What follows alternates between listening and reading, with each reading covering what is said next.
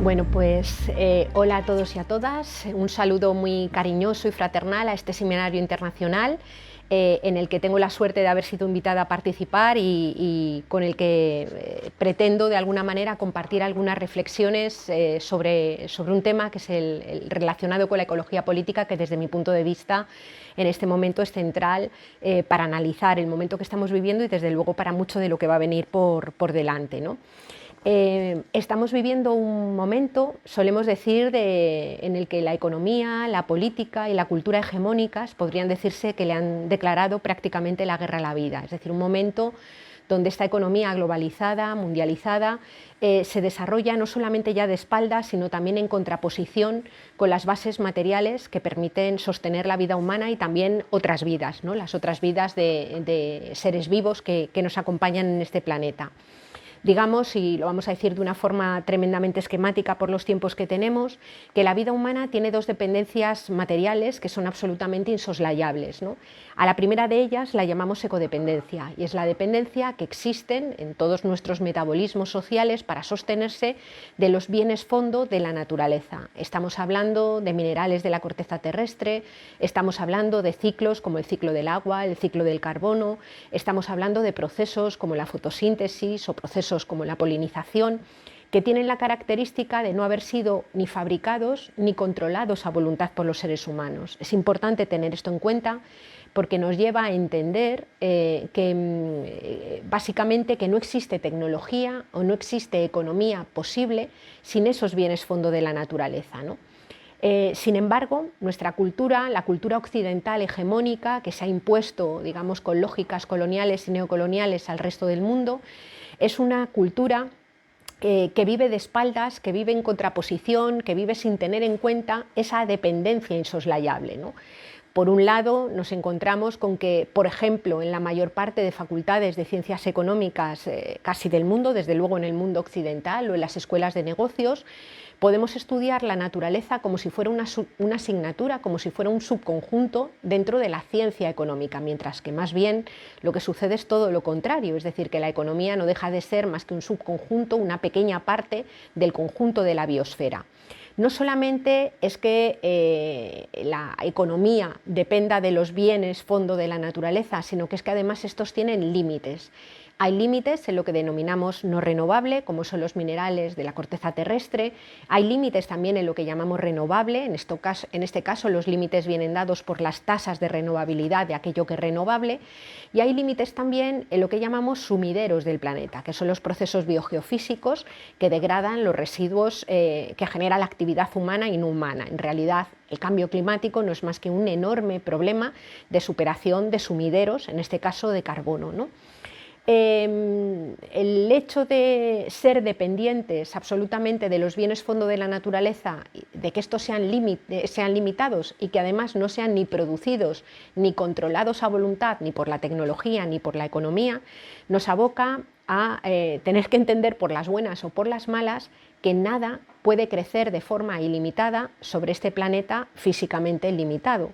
Ni un bosque de robles, ni un arrecife de coral, ni por supuesto ningún sistema económico, ni el sistema económico capitalista, ni ningún otro que pretenda funcionar extrayendo cantidades crecientes de materiales de la tierra y generando residuos de una forma también creciente. Por tanto, ahí nos vamos a encontrar con un primer choque, una primera tensión que retomaremos un poquito más adelante y que marca esta dinámica de guerra contra la vida y en la crisis, digamos, de civilización, la crisis ecológica de la que hablaremos un poco después, ¿no?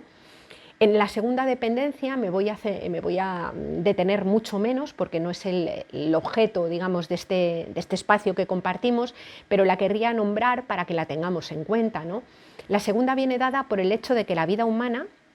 transcurre encarnada en otro territorio mucho más próximo, que es nuestro propio cuerpo.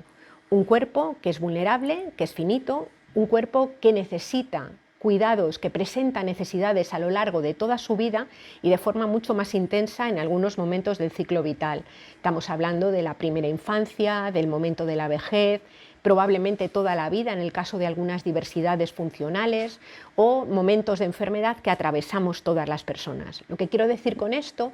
es que no existe ninguna persona completamente autónoma. la dependencia, lejos de ser una patología, es un rasgo inherente de la vida humana. Lo que sucede es que a lo largo de la historia y prácticamente en casi todos los lugares, quienes mayoritariamente se han ocupado del cuidado de los cuerpos vulnerables y finitos han sido y son mujeres, la mayor parte de las veces articuladas comunitariamente, ¿no?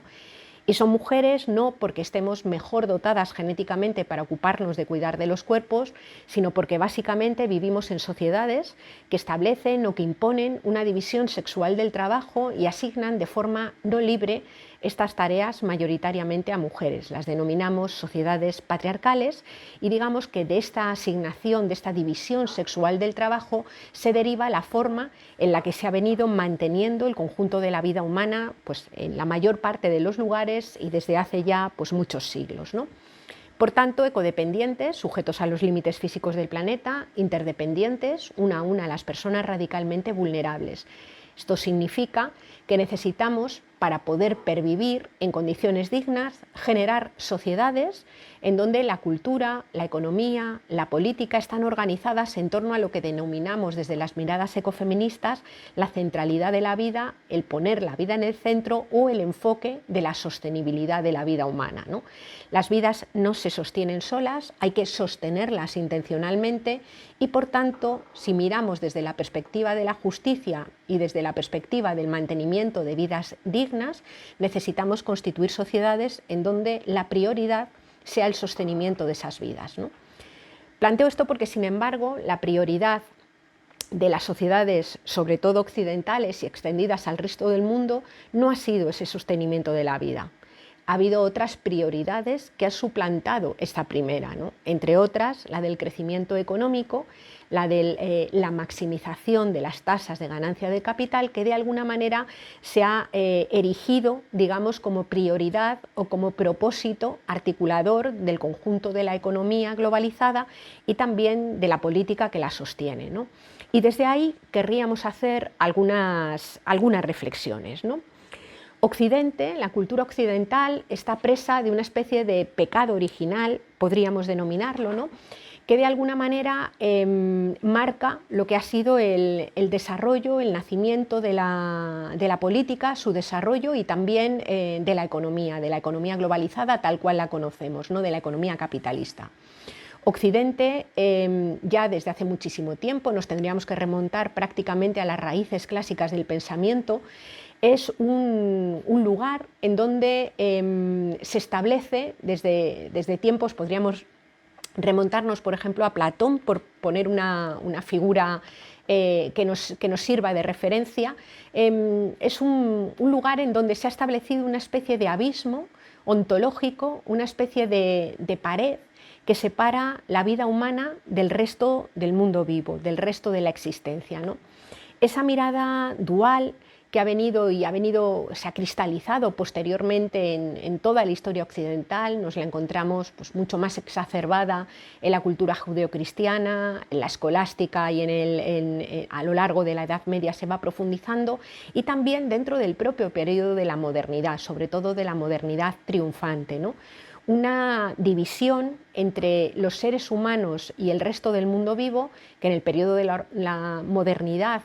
la podemos encontrar, por ejemplo, encarnada en figuras como Descartes o la figura de Newton, ¿no? Donde la razón, en este caso, es lo que otorga la condición humana, mientras que la naturaleza y los cuerpos son mirados desde la exterioridad, desde la superioridad y desde la instrumentalidad, ¿no?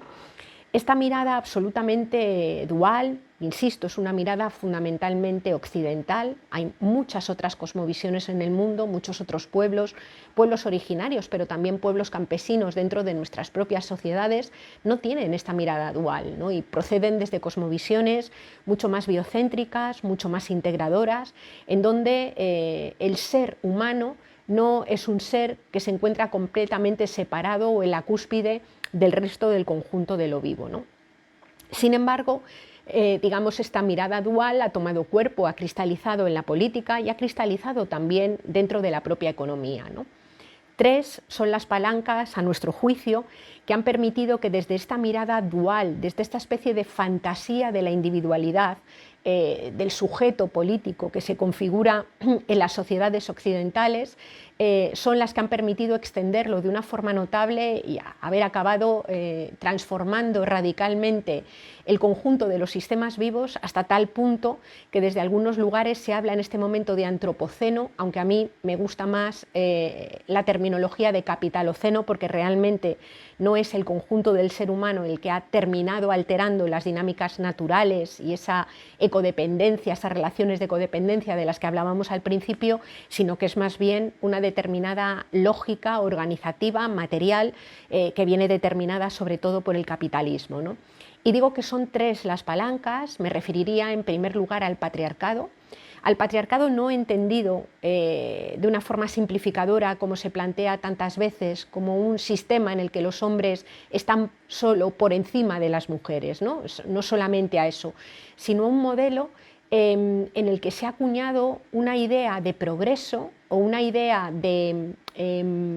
digamos de cultura sostenida sobre una falsa triple emancipación. La consideración de que hay sujetos políticos que pueden vivir emancipados de la naturaleza, emancipados de su propio cuerpo y emancipados del resto de las personas.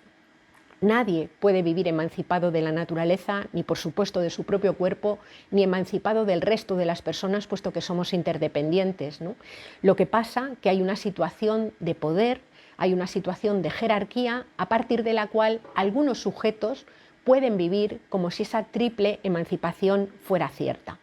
Solamente se puede alentar esa fantasía de la individualidad, esa ilusión de vivir emancipados de la tierra, de los cuerpos y de las demás personas, si hay un sistema jerárquico en el que unas vidas parecieran valer más que otras y hay sujetos, encarnados mayoritariamente en cuerpos de hombres, pero también en cuerpos de mujeres, que pueden vivir esa fantasía porque hay otros territorios, otras especies, otros sujetos primero esclavizados y luego colonizados, sometidos, y muchas mujeres que cuidan cotidianamente de la vida, que se ocupan de mantener o sostienen esas relaciones de codependencia y de interdependencia de forma además invisibilizada, de forma además situada fuera del marco de los análisis económicos y políticos hegemónicos y al uso, ¿no?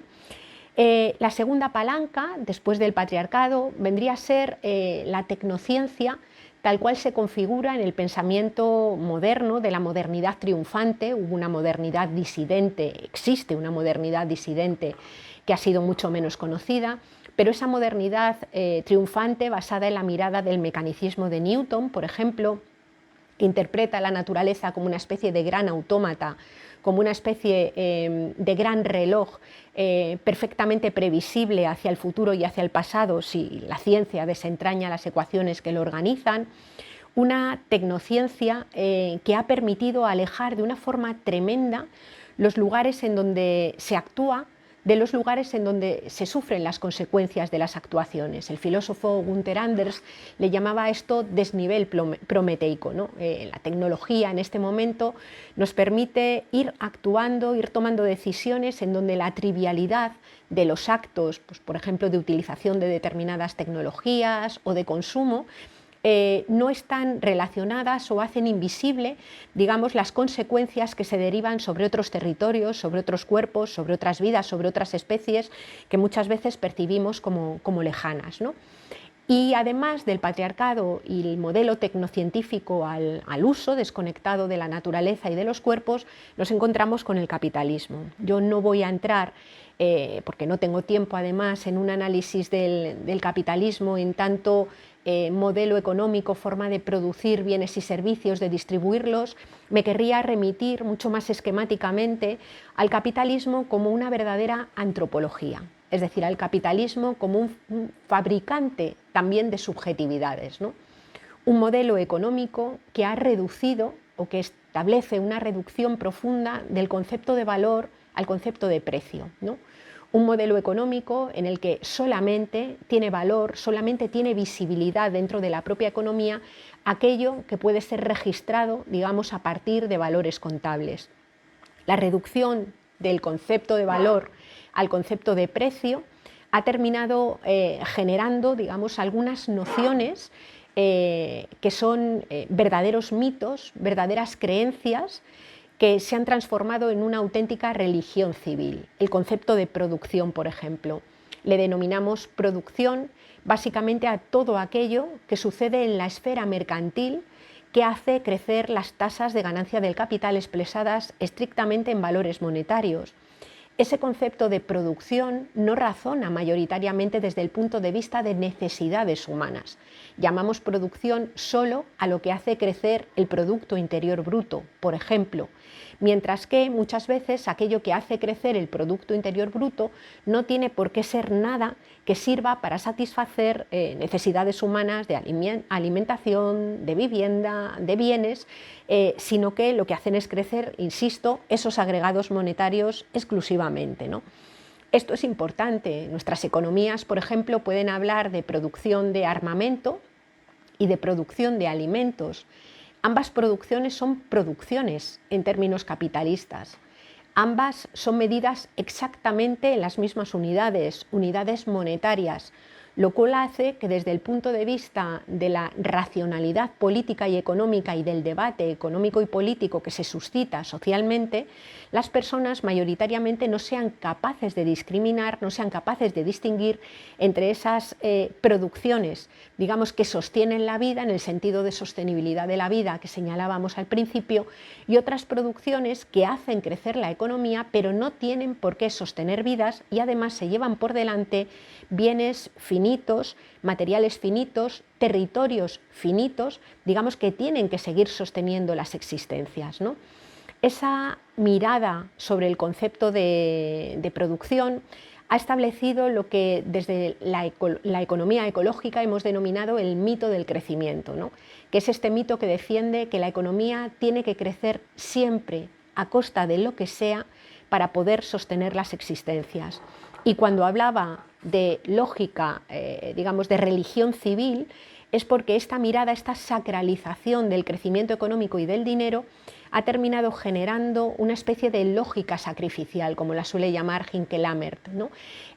Todo merece la pena ser sacrificado con tal de que la economía crezca. Y cuando digo todo, es todo. Me refiero al territorio fértil, me refiero a los ecosistemas, me refiero a las capacidades, por ejemplo, para atender los cuidados de las personas, me refiero, digamos, a todo aquello que hace falta para sostener la existencia, ¿no? El funcionamiento bajo esta triple palanca, sobre todo de los últimos decenios, de una forma en realidad los últimos siglos, pero los últimos decenios de una forma intensa, ha terminado generando una profunda crisis, que es una crisis de civilización, pero también es una crisis material, es una crisis ecológica, que es a la que yo voy a dedicar ahora unos minutos tratando de alguna manera de caracterizarla, ¿no? Cuando hablamos de crisis ecológica, lo primero que se nos viene a la cabeza, porque es lo más nombrado últimamente, es el cambio climático. El cambio climático viene a ser una especie de alteración de las reglas del juego que organizan todo lo vivo, dicho de una forma un tanto simplificadora, ¿no? Comenzó por una acumulación extraordinaria de la concentración de gases de efecto invernadero que han hecho que en un planeta que se autoorganiza, no digo obviamente autoorganización intencional, digamos ni teleológica, sino una autoorganización que tiene una dimensión química, que tiene una dimensión térmica, que es el fruto de un proceso evolutivo que viene durando ya miles de millones de años, ¿no? Bueno, pues la alteración de estas concentraciones ha ido generando como una serie de cambios en cadena que a su vez han desencadenado otros procesos de realimentación, ¿no? Que en este momento se han disparado y que no todos, o más bien muchos de ellos, no son controlables desde las actividades humanas. No me refiero, por ejemplo, a eventos climáticos extremos, que desde luego no es que hayan aparecido ahora, siempre hubo huracanes, siempre hubo tifones, siempre hubo este tipo de fenómenos que llamábamos naturales, pero que se han agudizado, se han hecho más numerosos y más violentos, ¿no? En este proceso de cambio acelerado que se está dando en los momentos actuales. Hablamos también de la alteración de ciclos básicos que son interdependientes entre sí, ¿no? Pues frutales que florecen cuando todavía no han nacido las larvas de los insectos que los tienen que polinizar y se producen desencuentros, frutales que florecen en una subida anormal de las temperaturas a destiempo y que luego cuando vienen una helada ya eliminan la flor y por tanto no hay cosecha, alteraciones en la fotosíntesis, subida del nivel del mar. Es decir, nos vamos encontrando con una serie de cambios que se van produciendo en cadena y que inevitablemente afectan al conjunto de todo lo vivo, afectan también obviamente a los seres humanos y desde luego de forma clara también a sus economías, ¿no? Este cambio climático, en el cual no me voy a detener mucho porque, insisto, ha sido mucho más divulgado y conocido sobre todo recientemente, sí que ha tenido una característica que yo creo que es preciso de alguna manera señalar, ¿no? Y ha sido todo lo que hemos llamado negacionismo. En este momento, cuando hablamos de negacionismo, se nos va a la cabeza a Jair Bolsonaro, se nos va a la cabeza a Donald Trump, se nos va a la cabeza a Santiago Abascal, ¿no? Por ejemplo, por señalar declarados negacionistas en este momento, ¿no?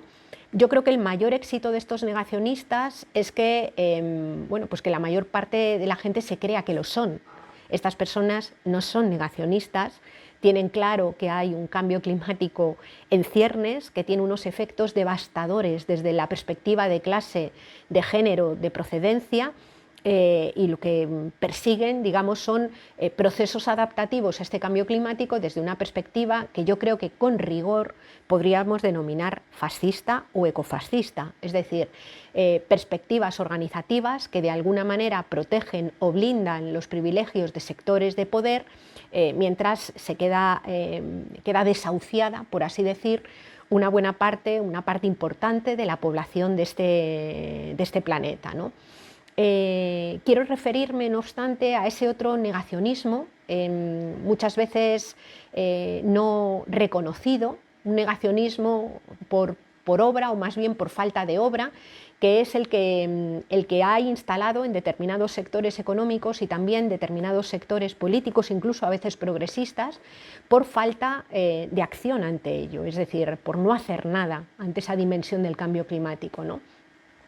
Hay que señalar que en una sociedad que se autodenomina sociedad del conocimiento y donde hasta hace poco tiempo la ciencia era una de las pocas instituciones que seguía teniendo un papel de generar un discurso de verdad, es decir, cuyo discurso era legítimo y era percibido como un discurso de verdad, en este momento lo que se ha producido ha sido una negación, digamos, de lo que venía planteando toda esa comunidad científica. El cambio climático empieza a ser conocido y empieza a ser documentado prácticamente en los años 50, pero ya con una fuerza importante y un desarrollo, digamos, en la literatura científica, con todas sus revisiones por pares y todo lo que tiene que tener, todo lo que le exigimos al pensamiento científico desde los años 70, 80 y con mucha fuerza desde los 90, ¿no? Lo real es que cuando, por ejemplo, en los años 90, en el año 92, se llega a la Declaración de Río, o cuando posteriormente empiezan a establecerse los primeros acuerdos internacionales, como fue el mismo Acuerdo de Río del 92, en aquel momento podíamos hablar de desarrollo sostenible en el sentido de hacer cambios estructurales importantes, pero que permitían seguir pensando en las economías, incluso en una cierta economía del crecimiento, con unas lógicas obviamente redistributivas totalmente distintas, ¿no? El problema es que en este momento ya no. En este momento ya no estamos ante el riesgo de superar los límites físicos del planeta, sino que nos encontramos en una situación de translimitación, en una situación en la que los cambios que ya es preciso hacer implican unos cambios estructurales de un calado tremendo. Después incidiremos un poquito más en esto al hablar de minerales y de energía, que implican asumir que el decrecimiento de la esfera material de la economía, no estoy hablando del decrecimiento de la economía, sino de la esfera material de la economía, es decir, de la dimensión de toneladas de materiales o toneladas de emisiones de gases de efecto invernadero, ya no es una opción, sino simplemente un dato, ¿no? Por eso el no actuar el no hacer nada, esa mirada negacionista, insisto, no la explícita, no la declarada, sino la del no tomar medidas adecuadas y proporcionales al problema real que tenemos, es un negacionismo grave. Es un negacionismo grave que básicamente tiene como consecuencia el irnos dejando jirones de vida por el camino, de vida natural, de vida animal, de vida vegetal, de ecosistemas y, por supuesto, de vidas de personas. Las más pobres, las más vulnerables, las que se encuentran en una situación de desigualdad, pensando la desigualdad desde muchos ejes de dominación. Hablamos de la edad, hablamos del género, hablamos de la procedencia, hablamos de la etnia y hablamos, por supuesto, de la clase, ¿no? Un segundo elemento en el que yo me quería detener, junto con el tema del cambio climático, es lo que denominamos crisis de energía y de materiales, ¿no? En el año 2006, un organismo desde luego no sospechoso para nada de ecologista ni radical ni moderado, que es la Agencia Internacional de la Energía, reconoció que se había alcanzado lo que se denomina el pico del petróleo convencional. Un momento en el que a partir de ese instante, por cada barril de petróleo convencional que se extrae en cualquier lugar del mundo, no se encuentran reservas que lo puedan sustituir, ¿no? Este es un problema tremendo, un problema estructural grave, en un mundo en el que podríamos decir que en general y desde la perspectiva de la economía mundializada comemos petróleo. La producción industrializada de alimentos en este momento es profundamente petrodependiente y energívora en la forma de producir y también en el transporte que es preciso, bajo esta lógica y bajo este modelo, realizar para que productos que son elaborados, son cultivados o son procesados en un continente viajen, digamos, normalmente hacia los países del norte global, ¿no? En esa producción industrializada de alimentos, digamos que es fundamentalmente el mundo enriquecido, el mundo occidental enriquecido, el que utiliza esa parte de la alimentación, una parte importante de la población del planeta, casi un 65%, dice Vandana Shiva, vive fundamentalmente alimentándose de cosas producidas en cercanía y con otros modelos de producción radicalmente distintos, podríamos denominarles más tradicionales, ¿no? Es la producción industrializada del mundo rico la que es dependiente de esa alimentación, de ese agrobusiness, mucho más relacionado con la cultura del petróleo, ¿no? O con la economía del petróleo, ¿no? No solamente es la alimentación, sino que podemos pensar en el modelo urbano, ¿no? Por primera vez en la historia del planeta, y de los seres humanos, más de la mitad de la población del planeta vive en ciudades. Ciudades que solamente se sostienen con un uso importante de combustible fósil, tal cual han sido creadas, ¿no? Estos días que estábamos viendo con la mezcla del Brexit y del coronavirus, las filas de camiones entrando, por ejemplo, intentando entrar en Reino Unido, podemos hacernos una idea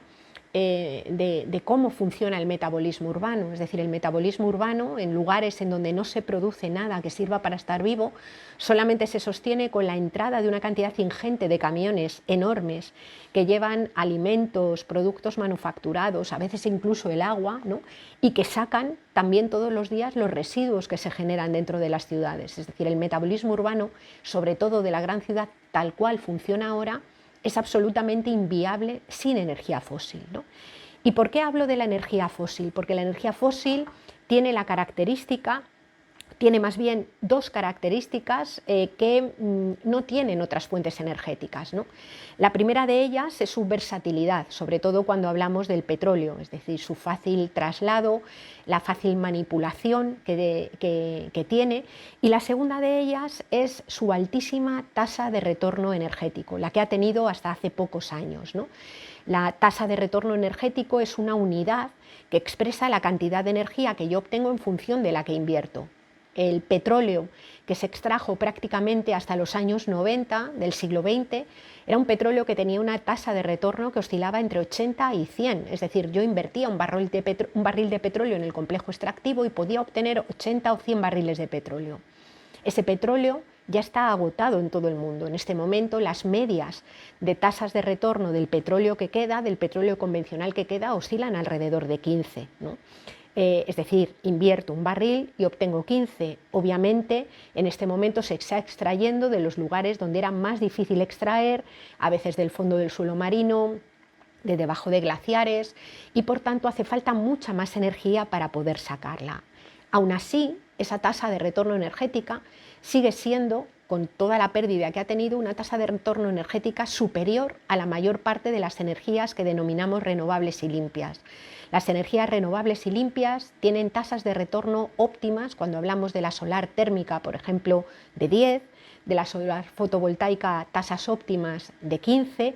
En la energía eólica hablamos de tasas óptimas en las dimensiones más optimistas de 20, y cuando estamos hablando de los mal llamados biocombustibles, en realidad agrocombustibles, cultivos energéticos, estamos hablando de tasas de retorno que oscilan a veces entre 0,8 y 1,2. 0,8 es perder más energía de la que se obtiene, ¿no?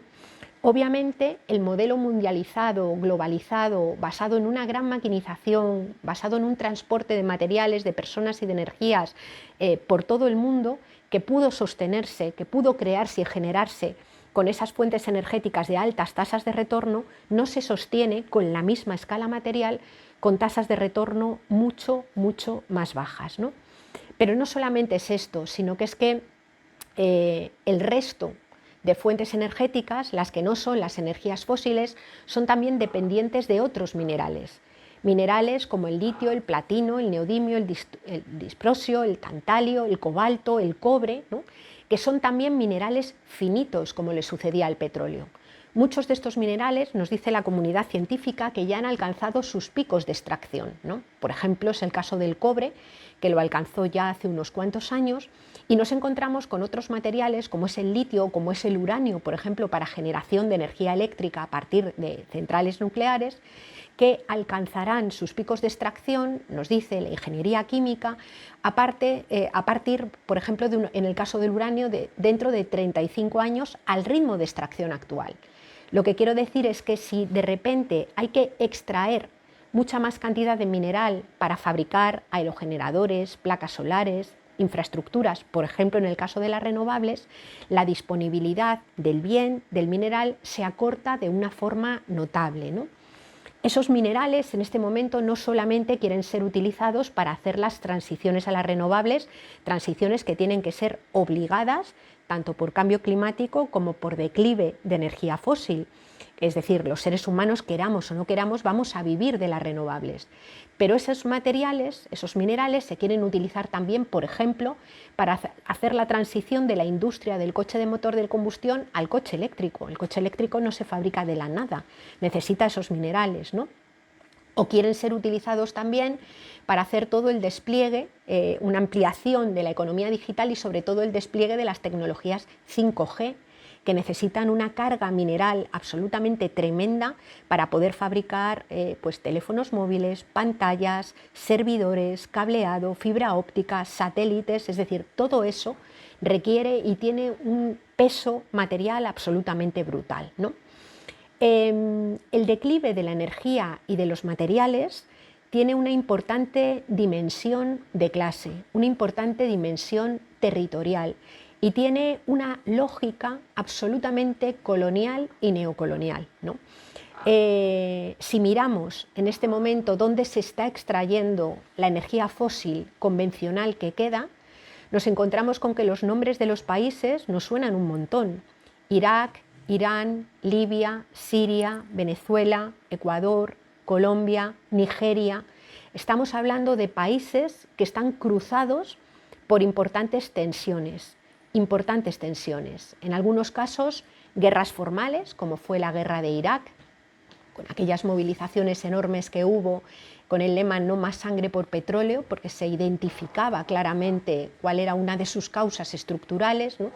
Y en otros casos guerras que denominamos no formales, para referirnos a guerras que no están declaradas por un Estado, por un país o por un ejército, sino que están declaradas por grandes empresas de corte transnacional. empresas mineras que se alían muchas veces con otras empresas mineras locales, que suelen tener muchas veces el beneplácito de los gobiernos locales, pero que cuando se producen resistencias en los pueblos, en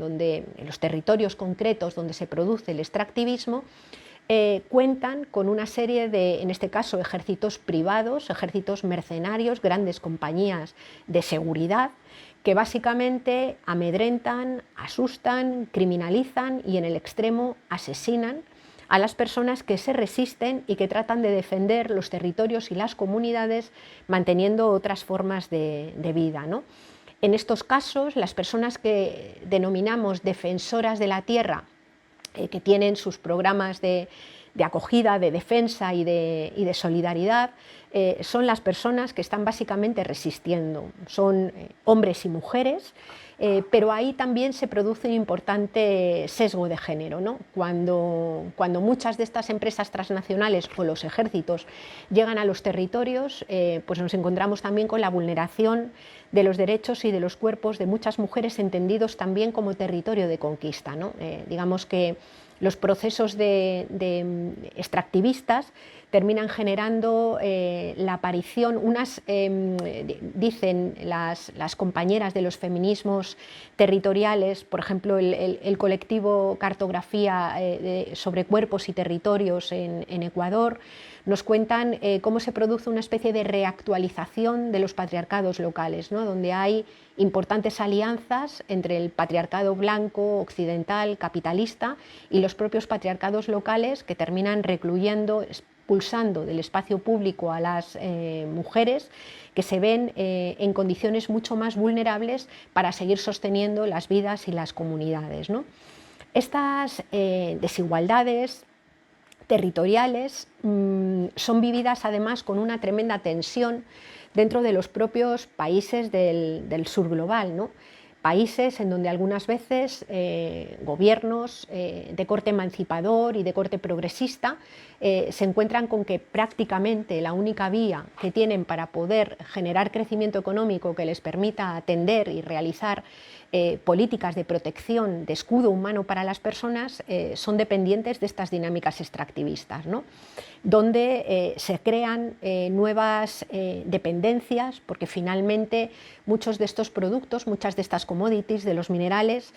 terminan marcando, sus precios terminan siendo marcados en mercados internacionales, en mercados de futuros, donde hay realmente poco poder y donde a veces las políticas, cuando se producen fluctuaciones, subidas y bajadas por los precios, por ejemplo en el caso del petróleo lo hemos visto con claridad, incluso mucha de la renta generada a partir del petróleo cae y se encuentran con verdaderos problemas para seguir manteniendo políticas o emancipadoras o dinámicas económicas emancipadoras sobre esa renta petrolera, ¿no? No solamente es en los países del sur global, sino que, por ejemplo, en el territorio en el que yo estoy ahora mismo, el territorio del Estado español, que empieza a ser como el sur también, igual que otros países del sur de Europa, el sur de la Europa rica, estamos viendo también crecer esas dinámicas extractivistas, ¿no? Dentro de nuestro territorio en este momento hay solicitadas un montón de concesiones mineras, cientos de concesiones mineras para extraer litio, cobre, en procesos que muchas veces ni siquiera son procesos realmente extractivistas, sino que son procesos especulativos, que lo que pretenden es que determinado territorio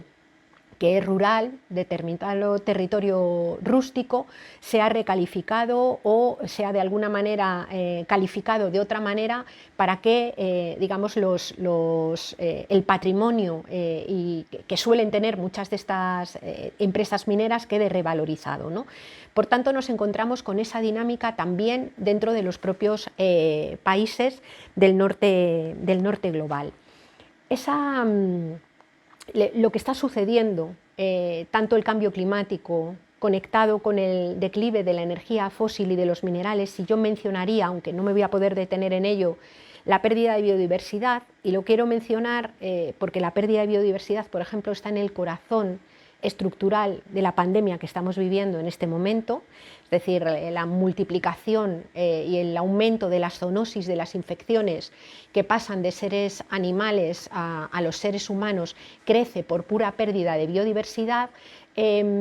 generan, como decía al principio, unas importantes desigualdades, importantísimas desigualdades, que están siendo afrontadas desde la lógica capitalista de una forma extremadamente perversa, ¿no? Por un lado, la mercantilización del propio desastre. Naomi Klein hablaba del capitalismo del desastre. En este momento hay ya importantes sectores del poder económico que ven muchas de estas crisis, cuando hablan una crisis como una oportunidad, ¿no? Como una oportunidad de lucro, como una oportunidad digamos, por la vía, de nuevo, de la alianza entre la tecnociencia y el capitalismo,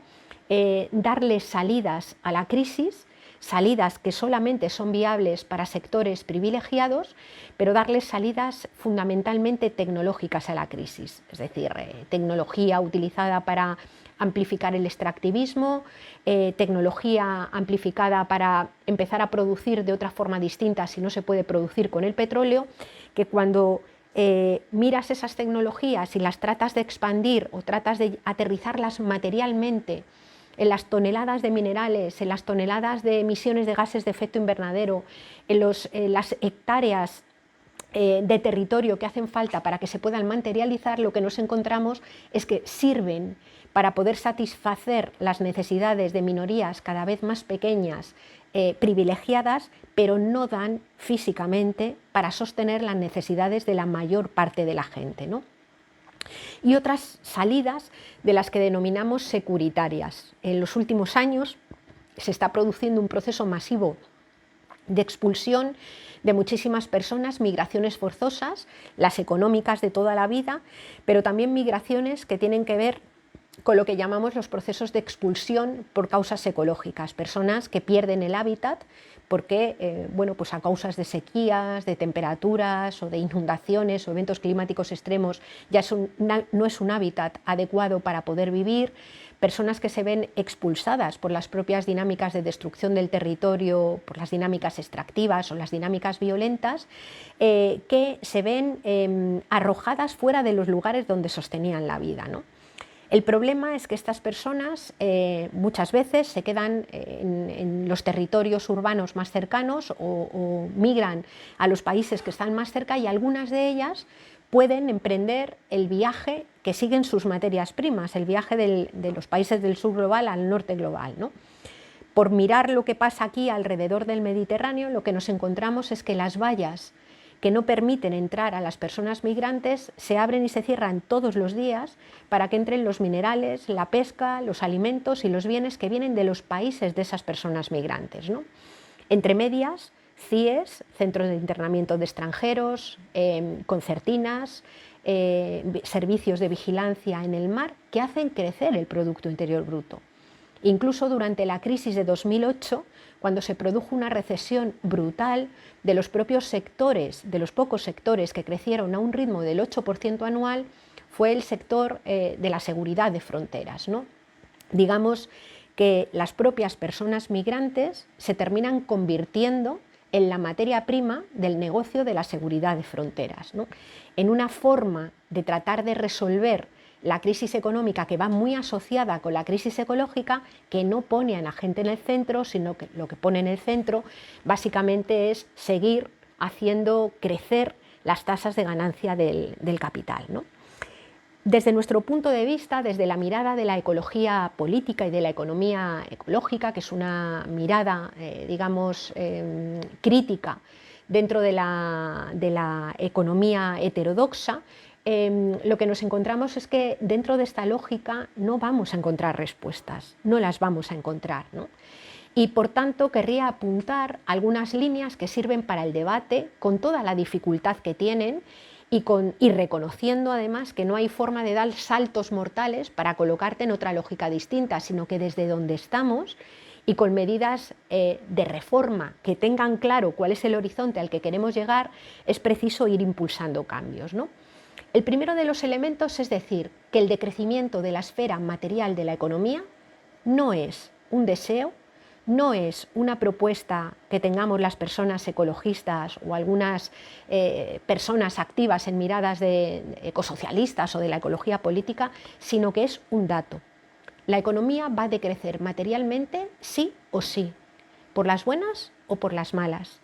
Ese decrecimiento de la esfera material de la economía viene dado por el declive y el agotamiento de minerales que eran finitos y que no son reproducibles, no los puede volver a fabricar la humanidad, sino que necesitarán miles de años de cierre de ciclos de alguna manera para que a largo plazo, a escala no humana, desde luego, pudieran ser reciclables. Pero también hablamos del agua, también hablamos de la lógica del cambio climático. Vamos a vivir con menos energía, con menos agua, con menos minerales, queramos o no queramos.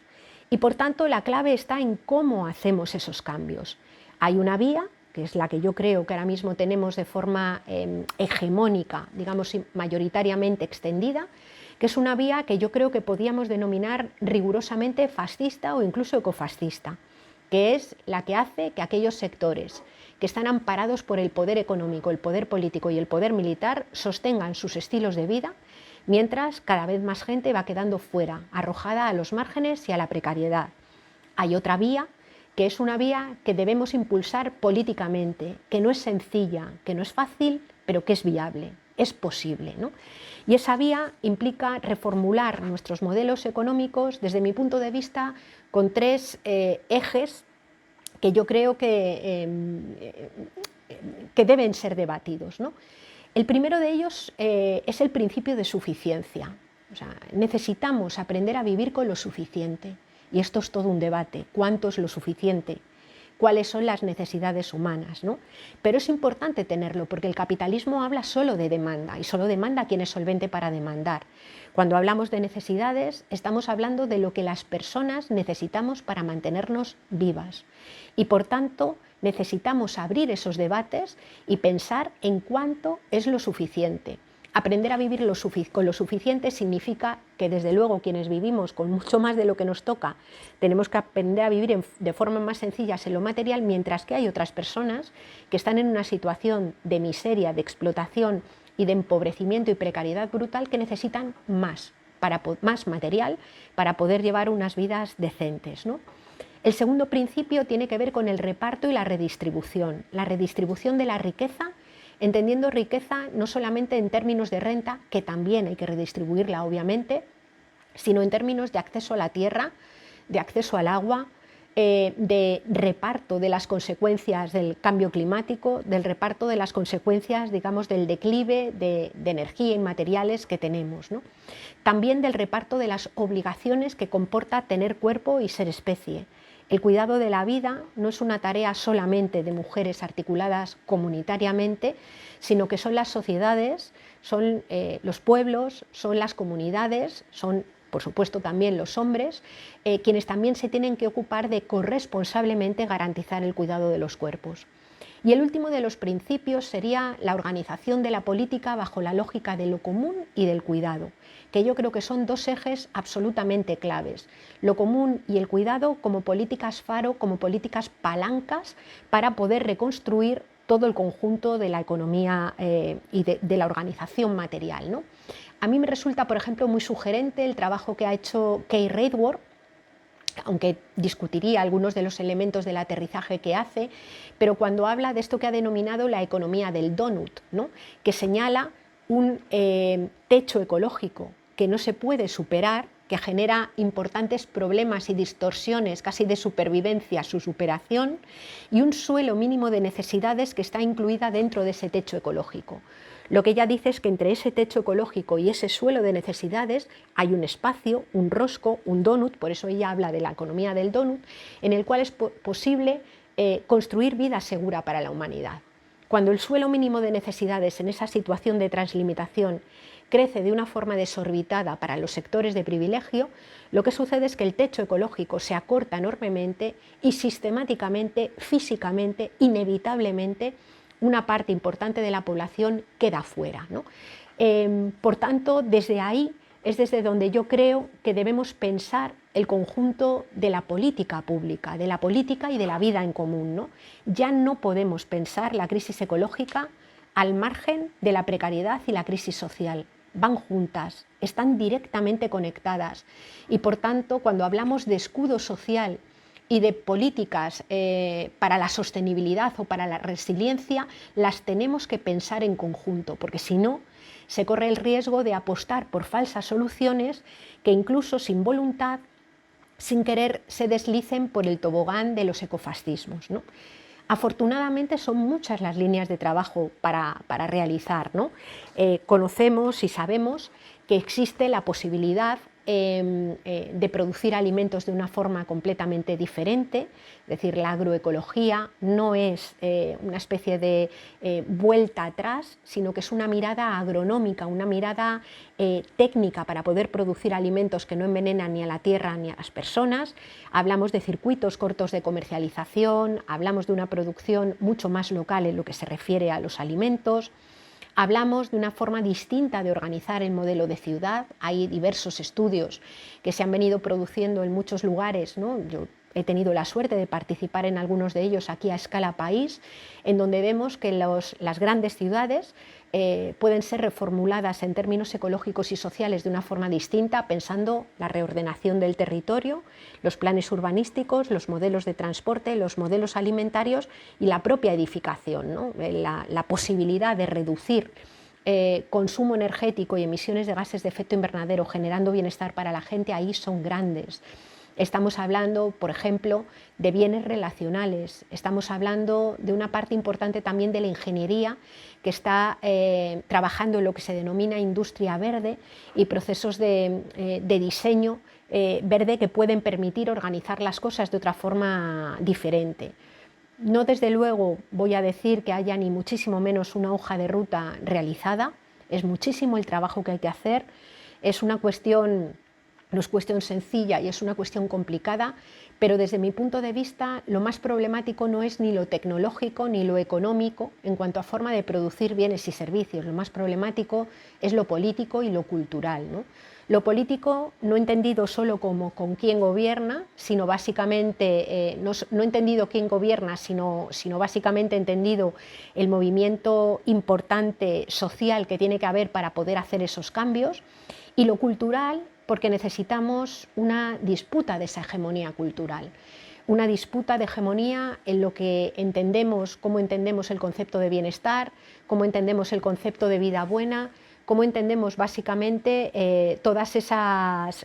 digamos, el concepto de desarrollo, el concepto de producción, ¿no? El concepto de individuo, y ahí podemos hacer importantes transformaciones y desarrollar una lucha política, yo creo que fundamental, ¿no? Termino señalando que hay camino balizado, es decir, lo que nos cuenta la economía ecológica, lo que nos cuenta la economía feminista, lo que nos cuentan los pueblos originarios, las miradas que vienen desde el sur global, cosmovisiones radicalmente diferentes. No estoy hablando solamente de pueblos indígenas, sino que la mirada decolonial, las miradas anticoloniales. Me estoy acordando ahora mismo, por ejemplo, de Silvia Rivera Cusicanqui, de Viveiro de Castro, tantos pensadores y pensadoras que nos iluminan en este momento, nos pueden permitir ayudar a hacer ese camino, ¿no? Y bueno, aquí lo dejo, ha sido un placer poder compartir este espacio con vosotros y vosotras. Yo sé que son muchas cosas las que quedan abiertas, pero quería un poco abrir ese campo para desde ahí pues empezar a compartir. Muchas gracias.